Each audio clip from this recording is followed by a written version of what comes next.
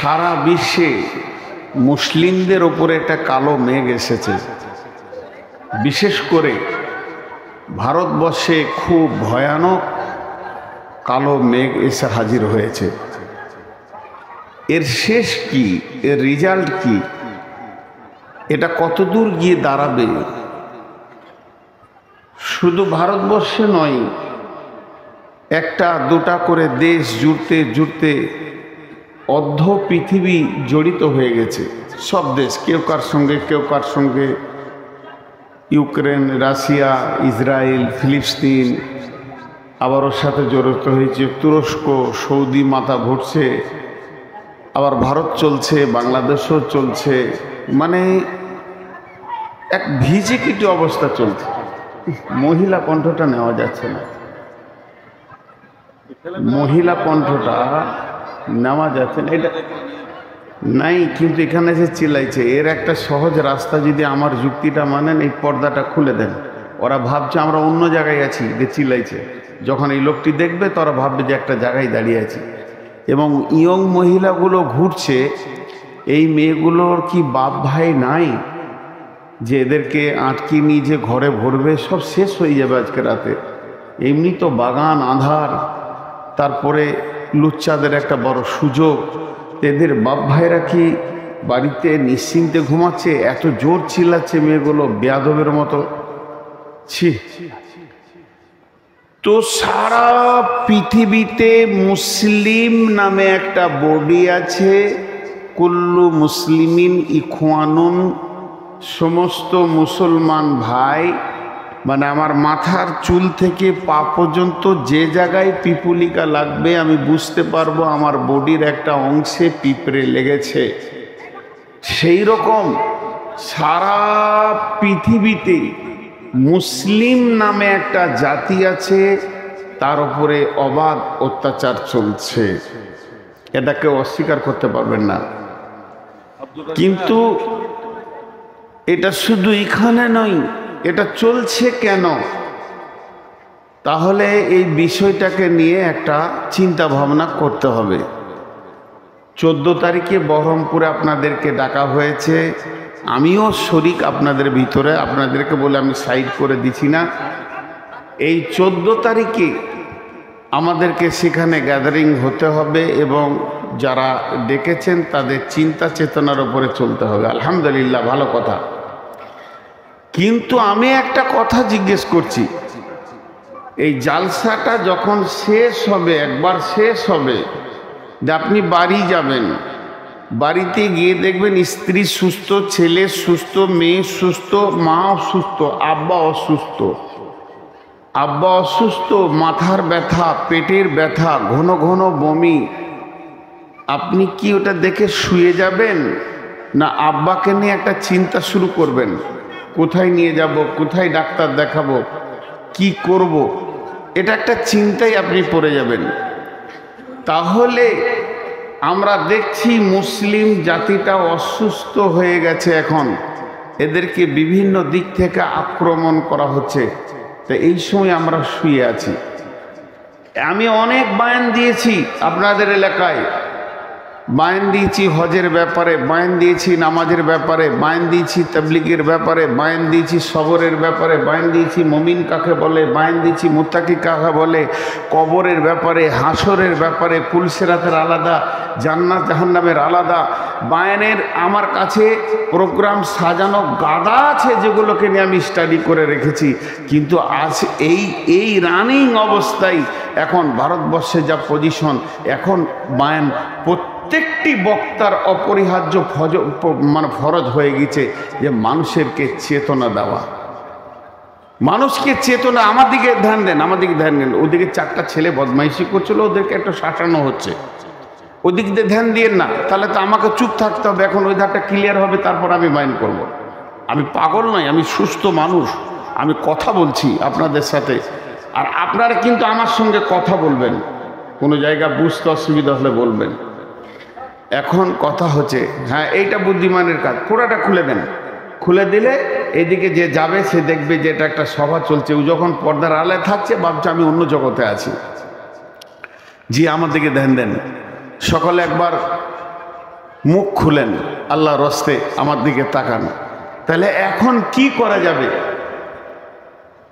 তাহলে আমি আমার ছোট মাথায় একটা কথা বলছি, একটা ইঞ্জিনিয়ার, মুসলিমদের ভিতরে ভালো ইঞ্জিনিয়ার ডাকা হোক, একটা আইএসআই অফিসার ডাকা হোক, একটা প্রশাসন বিভাগের ভালো লোককে ডাকা হোক, একটা ডাক্তার ডাকা হোক, এবং সেখানে বড় বড় আলিম ওলামা যারা বুখারি পড়ে, আমরা কিন্তু আলেম নাই, মৌলবীর মতো আমাদেরকে আলেম বলবেন না, মঞ্চে বসে কথা বলার নাম আলেম নয়। এগুলো প্রোগ্রাম সাজালে মাস্টাররাও বলতে পারবে। কিছু মাদ্রাসার মুখ দেখানি বক্তব্যের মেরে বেড়াচ্ছে এবং ফতোয়া দিচ্ছে উল্টো পাল্টা, আমরা ফতোয়া দিই না। কিন্তু ডাকা হোক, একটা চিন্তা চেতনা করা হোক। গত কয়েকদিন আগে ফেসবুকে দেখলাম প্রকাশ্যে বলছে তোমরা তালোয়ার নিয়ে বের হোক, আবার বলছে শুধু তালোয়ার নয়, ঘরে যটা লোক তটা তালোয়ার রাখো, প্রয়োজন হলে আরও রাখো। ওইদিকে যেন আমাদের মাথাটা ঢুকে না যায়। তালোয়ার দিয়ে দেশ জয় করেননি বিশ্বনবী। তালোয়ার আমাদের অস্ত্র নয়, তালোয়ার আমাদের অস্ত্র নয়। শহীদের রক্তের থেকে কলমের কালির দাম অনেক বেশি। প্রত্যেকটি মুসলিমের বুকে যেন একটা করে কলম থাকে। কলমের যোগ্যতা তৈরি করেন, তালোয়ার উড়ে যাবে। তালোয়ারের ব্রেন দিয়ে যে কাজটা হয়, শক্তি দিয়ে সেই কাজটা হয় না। ব্রেন দিয়ে দেশ চেঞ্জ করে দেওয়া হয়। মুসলিমকে আমি আজকে খালি একটু সচেতনতা দিবার, কিছু রিপেয়ার করব। যদি আমার চিন্তা চেতনাগুলো ভুল হয়, আপনারা এক্ষুনি আমাকে সামনাসামনি বলবেন যে আপনার যুক্তির মধ্যে আমরা ভুল পাচ্ছি। কারণ আমিও ভারতবর্ষের একটা নাগরিক। আমি পরিষ্কার মঞ্চে বলছি, আল্লাহর মালে হাত দিয়েছে, রিজাল্ট খুব খারাপ হবে। আবরাহা বাদশার মতো ওদের রিজাল্ট হবে। আজকে যদি আমার ব্যক্তিগত যে সম্পত্তি আছে সরকার বাজেয়াপ্ত করে যদি নিয়ে নিত, বাকি জীবনটা আমি ভিক্ষা করে খেতাম, তাহলে মনে আমার দুঃখ হতো না যে কটা দিন আর ভিক্ষা করে চালিয়ে দেবো, ধুলিয়ান বাজারে আর ডাক বাংলায় ঘুরে ঘুরে ভিক্ষা করে চালিয়ে দেবো। কিন্তু আল্লাহর মালে হাত দিয়েছে। আল্লাহর মালে হাত দেওয়ার রেজাল্ট কি বলছে? আবরাহা বাদশার ঘটনা। আল্লাহকে মারার জন্য গুলি লাগে না, আল্লাহকে মারার জন্য AK-60 লাগে না, রাইফেল লাগে না, রিভলভার লাগে না। আল্লাহকে লাগে শুধু একটা হুকুম মাত্র। আবাবিল পাখি, পাথর বলা হবে না, একটা ছোট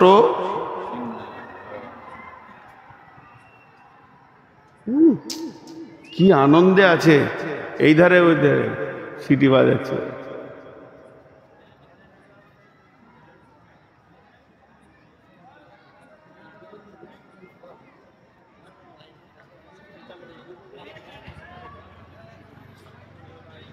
আর জেনে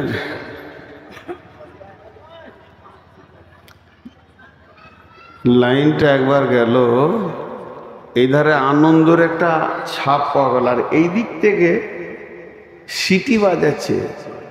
আহা, বলেন এই জাতি মার খাবে না কে মার খাবে? প্রথম জিনিস একটা একটা করে আমাদেরকে আজকে লাইনে আসতে হবে। যে কথাগুলো বলছি যদি ভুল মনে হয় তো সামনাসামনি বলবেন। তো আমি দুটা ধাপ তৈরি করছি আপনাদের সামনে। একটা ধাপ তাজকিয়ায়ে নাফস, নিজের দিকে আঙুল দিক, কারোর দিকে নয়। আর একটা ধাপ হলো শক্তি। মুসলমানের আসল শক্তি কি? এই দুটি কথা নিয়ে আজকে কথা বলবো। প্রথম নিজের দিকে হাত দিই। আপনার একটা ডাম্পারে 63 টন পাথর আছে, যাবে বহরমপুর, কৃষ্ণনগর যাবে। 63 টন পাথর আছে, কম ওজন নয়। সেরকম ইঞ্জিন আছে, নিউ ডাম্পার। শুধু 4টা চাকা বলছি, 16 চাকা হয়, 18 চাকা হয়। এক একটা চাকাতে 2 টাকা করে একটা ভোল পিনগুলো নেই, 2 টাকার ভোল পিন নেই। পাথর এক চাকা গড়াবে না, এক চাকা গড়াবে না, ডাক বাংলাতেই থেকে যাবে। মাত্র 2 টাকার ভোল পিনে গাড়িটা বসে গেল, এতগুলো পাথর গেল না। তো আজকে মুসলমানদের চরিত্র শেষ হয়ে গেছে, এটা আগে ভাবতে হবে। চরিত্র কেমন?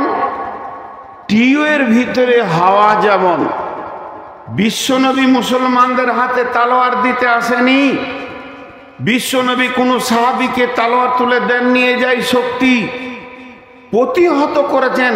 আল্লাহ নবী একটাও যুদ্ধ অগ্রিম গিয়ে করেননি, প্রতিহত করেছেন। কেউ মারতে এলে পিঠ পেতে মার খেতে হবে এটা মানে নয়, তুমিও উগ্র হয়ে দাঁড়িয়ে যাও, তাকে পারলে মারো, না হলে তুমি মরো। ইউকাতিলুনা ফি সাবিলিল্লাহি ফায়াকতুলুনা ওয়া ইউকতালুনা, ছাড়িও না। কিন্তু বিশ্বনবী কোনোদিন প্ল্যান করে নিজে বেরিয়ে যায়নি যে ওই গোষ্ঠীটাকে উড়িয়ে দেবো, ওই এলাকাটাকে উড়িয়ে দেবো। রোম সাম্রাজ্য যখন ছিল, একচ্ছত্র দাদাগিরি করেছে। এমান, রোম, পারস্য সব একসাথে যখন ছিল, সেই যুগে ও আমেরিকার দাদা ছিল। ওর একটা কাজ ছিল, একটা নেশা ছিল। যেমন কিছু বিড়িখোর আছে, একটা বিড়ি ফেলে আরেকটা ধরাবে, আরেকটা ফেলে আরেকটা ধরাবে, ওটা শেষ করে আরেকটা ধরাবে। ওই রোম সাম্রাজ্যের কাজ ছিল বাদশাহ হেরাক্লিসে, যে যদি শুনতো ওই এলাকায় একটা মাস্তান আছে, চল ওকে মার, ওকে দাবা, ওর সব কিছুকে শেষ করে দে। আবার খবর করলো মাস্তান আছে, চল ওকে মার, ওকে দাবা। এদিক থেকে শক্তি আছে, চল ওকে মার, ওকে দাবা। সবাই যেন আমাকে হুজুর হুজুর করে, এইটাই ছিল ওর চিন্তা চেতনা, এইটাই ছিল ওর অভ্যাস। হঠাৎ ওকে খবর দিচ্ছে, হুজুর অনেকগুলো দেশ জয় করলেন, খুব ক্ষমতা দেখালেন, কিন্তু খবর শুনেছেন? বলে কি খবর? মদিনাতে একটা শক্তি এসেছে, সেই শক্তির নাম হলো তৌহিদবাদ, এবং তার লিডার মুহাম্মদুর রাসূলুল্লাহ সাল্লাল্লাহু আলাইহি সাল্লাম। আল্লাহ রসুল কোনো দোষ করেননি, সাহাবীরা কোনো দোষ করেনি, তাদের বংশকে গালি দেয়নি, তাদের উট ঘোড়া চুরি করেনি, তাদের সঙ্গে বেঈমানি করেনি, প্রতারণা করেনি। ওর মিজাজ চড়ে গেল, চলো ওইটাকেও জয় কর। এতদিন যা করেছিলি, এবার মারাত্মক খারাপ কাজ করতে গেলি।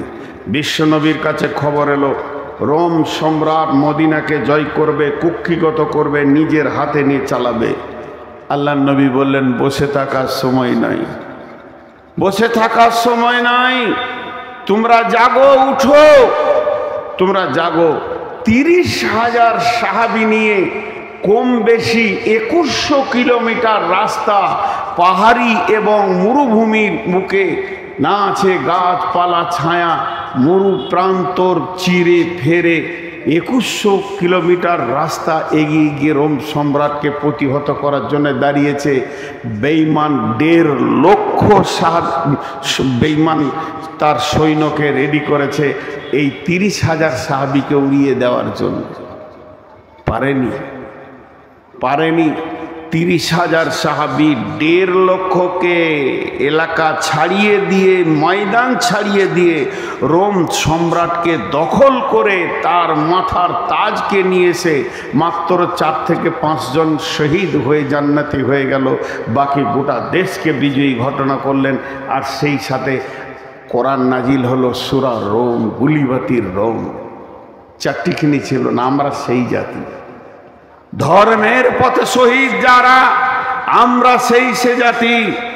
ধর্মের পথে শহীদ যারা, আমরা সেই সে জাতি, আমরা সেই সে জাতি। কিন্তু আজকে আমরা কেন এত দুর্বল? প্রথম নিজেদেরকে রিপেয়ার করি। একটা টিউবে 20টা লিক আছে, লিকগুলোকে আগে মারি, তারপরে আমরা আগাবো। কীরকম লিক মারি? বিসমিল্লাহির রহমানির রহিম। قل إن كان آباؤكم وأبناؤكم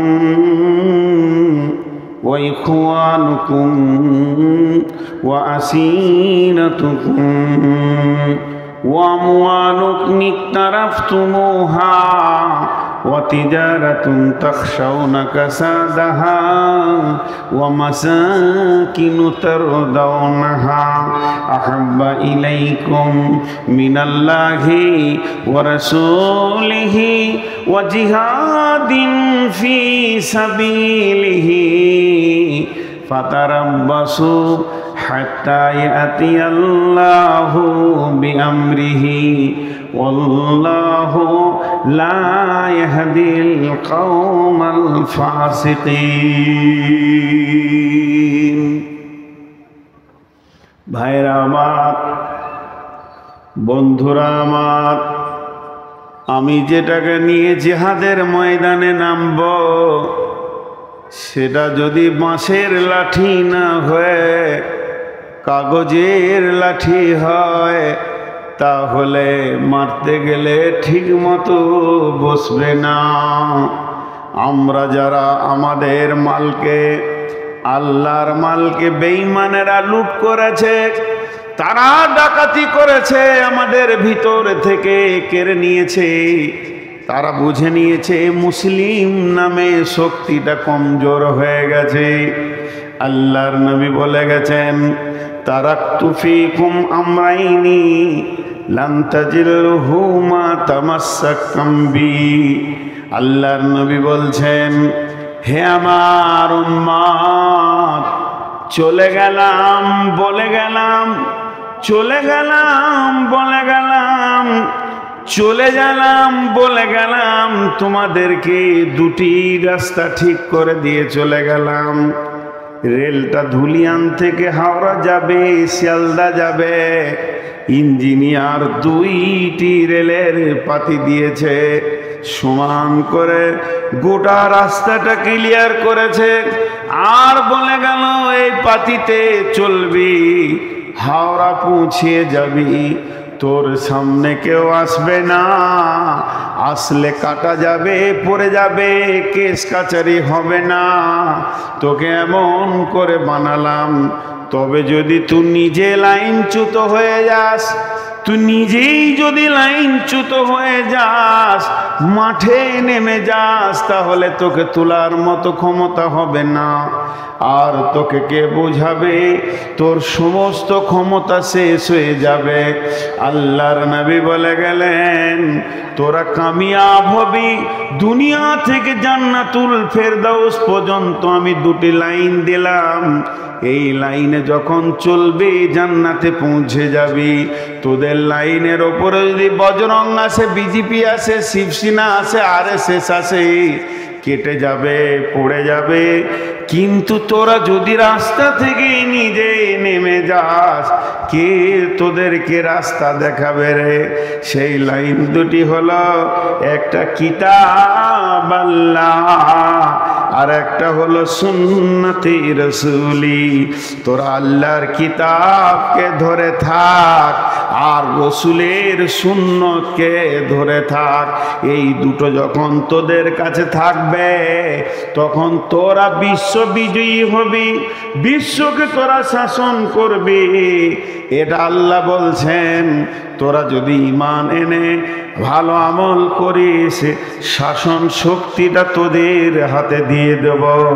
তবে শুনেলে, তোরাই যদি নিজে লাইনচ্যুত হয়ে যাস, তাহলে তোদেরকে কে ফিরে আনবে? তোদের অভিভাবক শেষ হয়ে গেছে। জি ভাই, ছোট্ট একটা কথা বলবো, একবার বলবো, দুবার বলবো না। মসজিদ ওরা কেড়ে নিয়েছে, মাদ্রাসা ওরা কেড়ে নিয়েছে। আরেকবার বলছি, মসজিদ ওরা কেড়ে নিয়েছে, মাদ্রাসা ওরা কেড়ে নিয়েছে। আর একটা কথা বলছি, আমরা মসজিদ ছেড়ে দিয়েছি, মসজিদ ঢুকি না। ওরা আগে কেড়েছে না আমরা আগে মসজিদ ছেড়েছি? কথাটার উত্তর দেন। আমি ভুল বললে জুতোটা আমার মুখ বরাবর মারেন। আমি ফুল বলে কুড়িয়ে নেব, আপনার জুতাতে একটা চুমা দিব। আমরা আগে মসজিদ ছেড়েছি। আজকে এই গ্রামের পপুলেশন কত আর মসজিদে কত? ফজরে 3টে, সালাম ফিরে ইমাম সাহেব দেখছে খলিল চাচা, জলিল চাচা, হবিব চাচা, 3 জনা। 2টো আবার প্যারালাইসিসের রুগী, একটা অ্যাজমার রুগী, সারা রাত ঘুম হয় না। 3 জনাতে এসেছে। হাত থেকে এমনি যায়নি। গোটা ভারতবর্ষের মুসলমান যদি ব্রেন লাগিয়ে দেয়, 1 কাটা জমি উদ্ধার করতে পারবে না, এটা আমি চ্যালেঞ্জ দিয়ে বলে গেলাম। আর যদি একজনাকে সাথে নেয়, আর কাউকে চাই না, সব জমি বাপ বাপ করে ফেরত দিবে, তার নাম হলো আল্লাহ। আল্লাহ ছাড়া যদি উদ্ধার হয়, তারা আপনারা নামেন, আমিও আছি। আজ মুসলমানদের উপর এই অত্যাচার মানে প্রথম আল্লাহ নারাজ। মিশনগুলো জন্ম নিয়েছে ক বছর?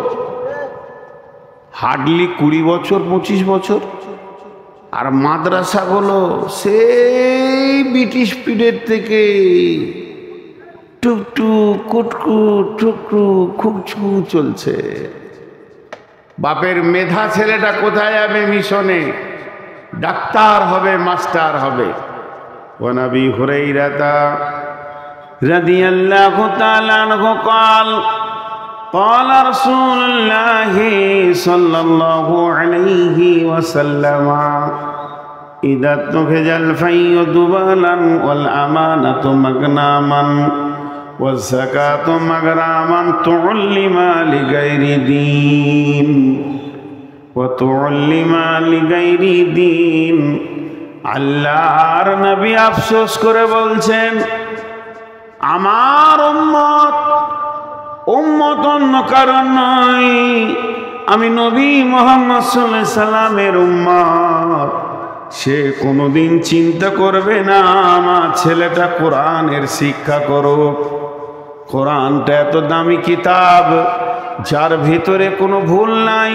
প্রতিদিন সকালে কোরআন আপডেট হয়ে যায়।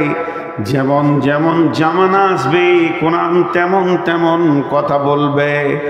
সেইটাকে পেছনে ফেলে দিয়ে বাপ মা ছেলেকে সুদের অঙ্ক শিখাবে, বিকম পড়াবে, এমকম করাবে। সবাই ভাবছে আমার ছেলে ডাক্তার হোক, তাহলে রুগী হবে কে? এত ডাক্তার হবে তো রুগী হবে কে? মিশনে দেবে ইংলিশ শিখাবে, জেনারেল শিক্ষার উপরে মানুষের মিজাজ চলে যাবে।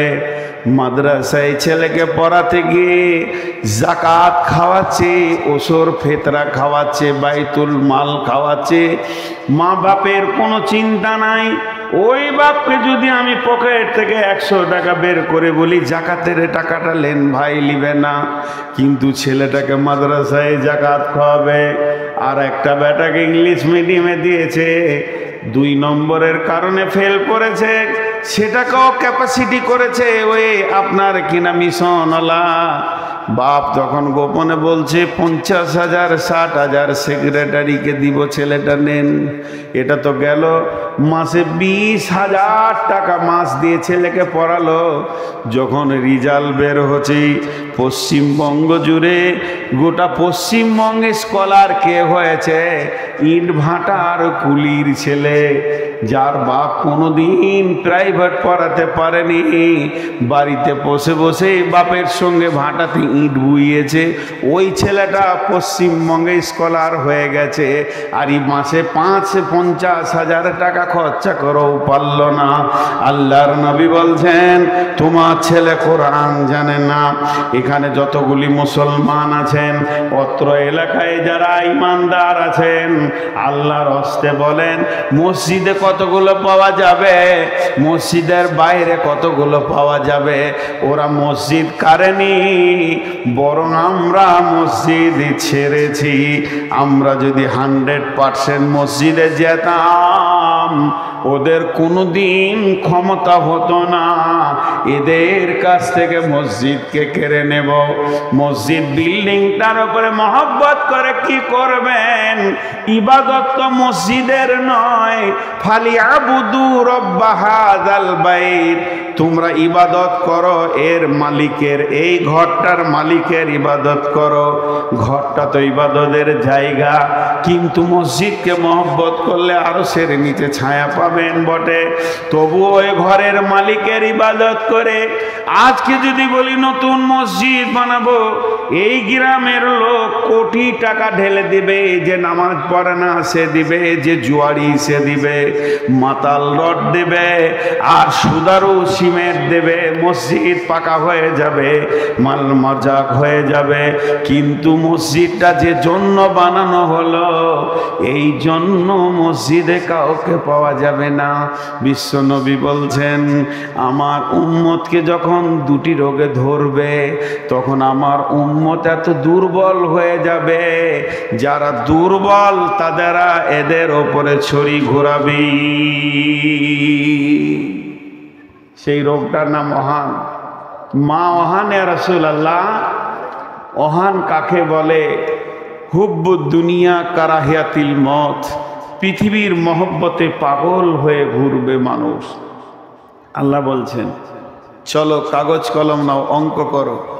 কুলিন কানা বাউকুম, তোমরা তোমাদের বাপকে, ওয়াবনাউকুম, তোমাদের সন্তানকে, ওয়াইখওয়ানুকুম, তোমাদের ভাইকে, ওয়াজওয়াজুকুম, তোমরা তোমাদের বিবিকে, ওয়াসিরাতুকুম, বন্ধু বান্ধবকে, ও আমওয়ালুন ইকতারাফতুমুহা, সঞ্চিত মালকে, ওয়াতিজারাতুন তাখসাউনা কাসাদাহা, ব্যবসা বাণিজ্য চাকরি বাকরিকে, ওয়া মাসাকিন তারজাউনাহা, আর যে অট্টালিকাটা বানিয়েছো সেই ঘরকে। এই 8টা জিনিসের মহব্বতে, এই 8টা জিনিসের প্রেমে, এই 8টা জিনিস কিনে পাগল হয়ে তোমাদের দিন রাত গুজারে যাবে। সকাল থেকে সন্ধ্যা, সন্ধ্যা থেকে সকাল, এই 8টা কাজ কিনে তোমরা ব্যস্ত থাকবে। তোমাদের মাথা থেকে 3 জন উড়ে যাবে, সফটওয়্যার থেকে 3 জন থাকবে না।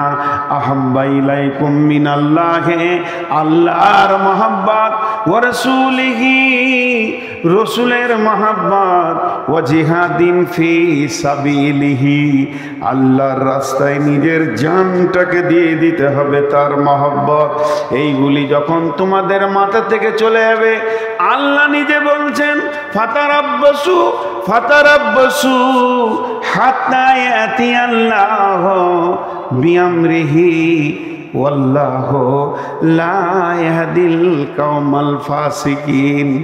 অপেক্ষা করো, এমন সময় আল্লাহর হুকুম না আসছে। যখন আল্লাহর হুকুম এসে যাবে, তোমরা হাজার চেষ্টা করলেও তোমাদের মতো বেঈমানকে আল্লাহ হেদায়েতের রাস্তা দেবে না। আমাদের মতো বেঈমানকে আল্লাহ হেদায়েতের রাস্তা দেবে না। আপনার বিয়ে বাড়ি চলছে, আমাকে দাওয়াত করেছেন, কেননা আমি আপনাদের মসজিদের ইমাম। আরেকজন ওনাকে দাওয়াত করেছেন, কেননা উনি মাদ্রাসার হেড মাওলানা। তাহলে উনি হলেন আপনার রসুলের তরফের কুটুম, আমি হলাম আল্লাহর তরফে কুটুম। বিয়ে বাড়িতে যেসব কীর্তি চলছে, আমরা দাঁড়িয়ে থাকতে পারলাম না, পালিয়ে গেলাম। খেলাম না গান বাজনা সিডি আর কিছু মেয়েদের অবাধ মিলাবাসা, পর্দা নাই, মাথায় কাপড় নাই, ঢুকছে বেরোচ্ছে। উনিও মাথা নামো করে সুরসুর করে মাদ্রাসা গিয়ে 2টি মুড়ি খেয়ে নিলেন। আমিও টুকটুক করে বললাম, ভাই যাচ্ছি, এখানে ইমাম থাকবে না, মসজিদে গিয়ে 2টি মুড়ি খেয়ে নিলাম।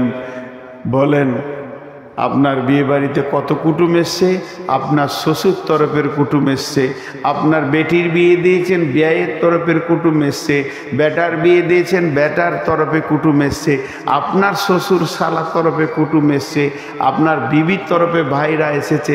সবাই শান্তিতে আনন্দ করে পেট ভরে খেলো, অনুষ্ঠান শেষ করে গেল। মাত্র দুজন খেতে পেল না, মসজিদে যে মুড়ি খেলো। পরিবেশটা এমন ছিল, এরা থাকতে পেল না।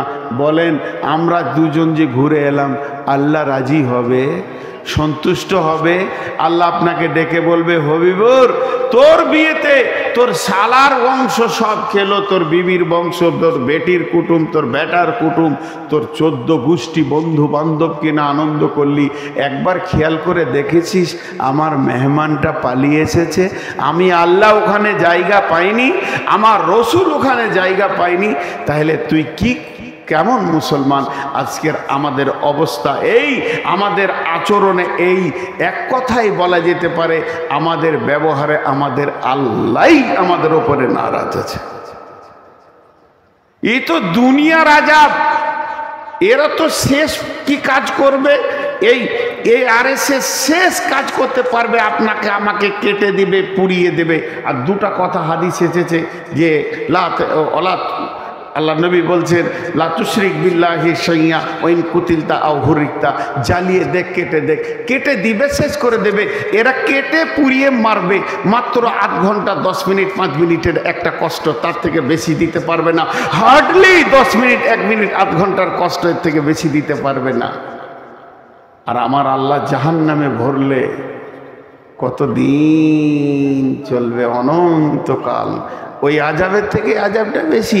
এই আরএসএস যদি মাথা নাও ভরে, আল্লাহর আজরাইল আছে, সেও মারবে। আল্লাহর আজরাইল আছে, এ মারবেই। এবার বলেন আল্লাহ আমার উপরে নারাজ আছে, এই হালাতে যদি আল্লাহর কাছে যাই, আল্লাহ আমার উপরে নারাজ আছে, এই হালাতে যদি আল্লাহর কাছে যাই, আজ আমাদের অবস্থা অনেক খারাপ। আমাদের না আছে আমলে আল্লাহ, না আছে আমাদের কাছে রসুলের সুন্নত, না দাঁড়িয়ে আছে মুসলমান কি না তা আছে না। যেমন কি ভাবছেন না? কেন ভাববেন? আপনি চলে গেলে সব খারাপ লাগবে। মৌলানা সাহেব তো ফোন নিয়ে ব্যস্ত, তুমি থাকলে হবে? এত রাতে বিবির সঙ্গে কথা বলো। আর ওই